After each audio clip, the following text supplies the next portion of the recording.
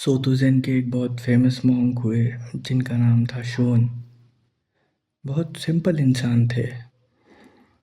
Shown अपनी माँ के साथ रहा करते थे और जनरली जब अलग-अलग बौद्ध मठों में जाया करते थे तो उनकी माँ भी उनके साथ जाया करती थीं।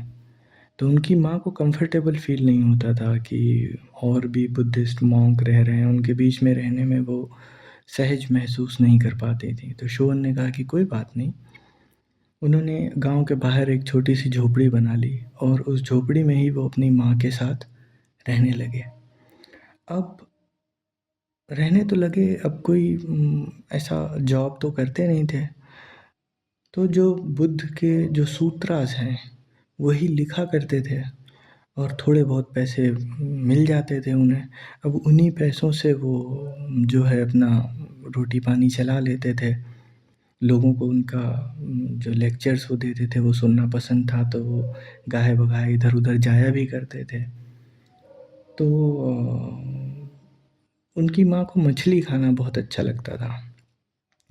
तो शोन ने क्या किया, शोन जो भी पैसे मिला करते थे यही सूत्रास लिखने के, तो उन्हीं पैसों से एक दिन मछली खरीद के लिए अपनी माँ के लिए लेकर आए कि आज मछली बनाऊँगा।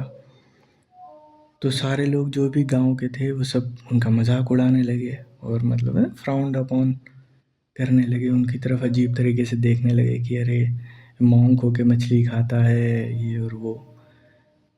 खैर शोन को इन चीज़ों से कोई फ़र्क नहीं पड़ता था। उनकी माँ को हालाँकि बुरा लगा कि लोग मेरे बेटे का मज़ाक उड़ा रहे हैं।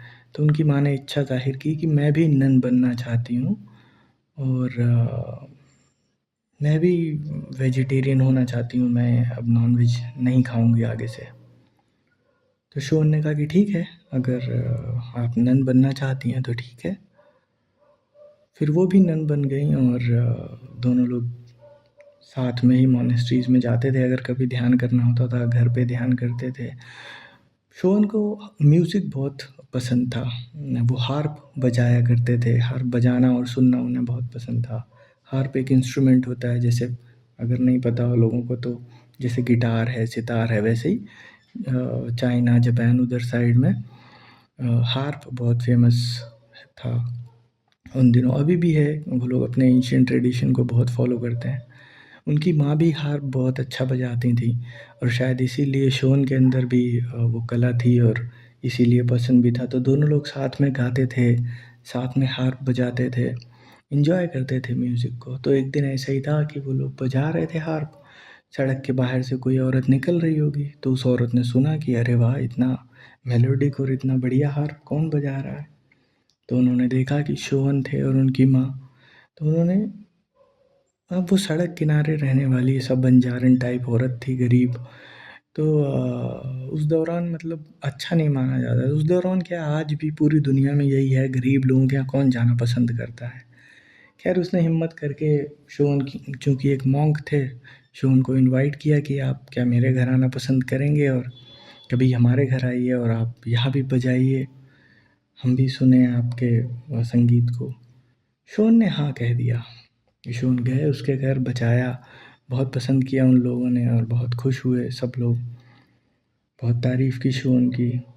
हालाँकि आस-पास के जो गाँव वाले थे वो फिर शोन का मज़ाक उड़ाने लगे कि अरे ऐसी सड़क किनारे की औरत के यहाँ चला गया, पता नहीं कैसा मॉन्क है, ये है, वो है।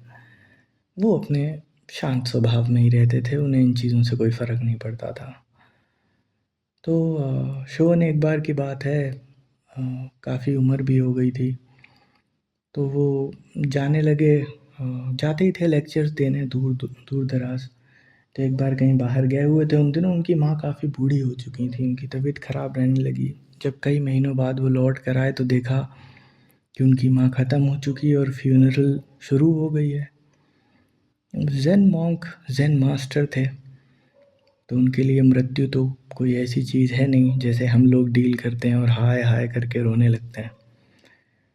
तो उन्होंने देखा तो वो जो ताबूत में उनकी माँ रखी हुई थी, या जो भी उनका पायर या चिता-विता जो भी होगी उस पे रखी हुई थी, तो वो गए, जो एक डंडा सा नहीं रहता है मॉन्क्स के पास जो छड़ी रहती है, उससे उन्होंने ताबूत के ऊपर ऐसे खटखटाया और बोला कि माँ देख तेरा बेटा आ गया। और फिर अपने ही आप अपने से ही माँ की तरफ से भी खुद ही जवाब दे दिया कि ठीक है तू आ गया, चल ठीक है अब मेरे जाने का समय हो गया है। तो उनका कि ठीक है। और फिर लोगों से कहते हैं कि हाँ माँ बेटे का मिलाप हो गया, हो गई फ्यूनरल, अब तुम लोग जो भी जलाना गाड़ना जो भी है वो कर दो, दैट इज़ इट, फ्यूनरल ख़त्म करो। तो जाने लगे वहाँ से। फिर पूरी ज़िंदगी जी ऐसे ही शांत स्वभाव से। करीबन 56 साल के जब वो हो गए तब फिर अंतिम उन्होंने एक पोएम लिखी जिसमें उन्होंने लिखा कि I have lived 56 years as best as I could, कि मैंने 56 साल का जीवन जिया, जितना बेस्ट टू बेस्ट हो सकता था उतना जीवन मैंने जिया। And now it is time for me to go, अब मेरे जाने का समय आ गया है। अब बादल छट रहे हैं, नीला आकाश दिख रहा है। ये आखिरी पोएम लिखने के बाद सारे उनके डिसाइपल्स जो भी थे, उनके शिष्य उनके आसपास आके बैठ गए और सूत्र पढ़ने लगे। सूत्र पढ़ते पढ़ते पढ़ते पढ़ते शून्य ने अपनी देह त्याग कर दी